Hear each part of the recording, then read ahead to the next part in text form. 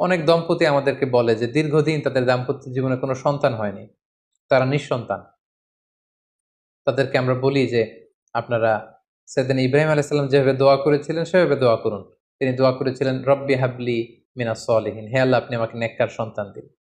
পাশাপাশি জাকারিয়া আলাইহিস সালামের একটি দোয়া রয়েছে। তিনি আল্লাহ তাআলার কাছে দোয়া করেছিলেন রব্বি লা তাযারনি ফারদাও ওয়া আনতা খায়রুল ওয়ারিসিন, অর্থাৎ হে আল্লাহ আপনি আমাকে নিঃসন্তান বানিয়ে রাখবেন না, কারণ আপনিই তো উত্তরাধিকারী দানকারী।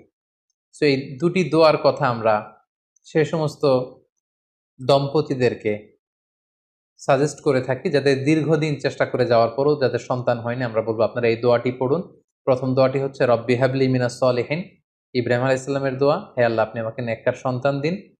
দ্বিতীয়টি হচ্ছে জাকারিয়া আলাইহিস সালামের দোয়া, রব্বি লা তাযারনি ফারদা ওয়া আনতা খায়রুল ওয়ারিসিন, হে আল্লাহ আপনি আমাকে নিঃসন্তান বানিয়ে রাখবেন না, আপনিই তো উত্তম উত্তরাধিকারী দানকারী। সো যাদের সন্তান হয় না তাদেরকে আমরা বলবো যে আপনারা আশাহত হবেন না, নিরাশ হবেন না, আপনারা চেষ্টা চালিয়ে যান, আপনারা দোয়া করুন, প্রয়োজনে যথাযথ চিকিৎসা গ্রহণ করুন। আল্লাহ তাআলা চাইলে সব করতে পারেন।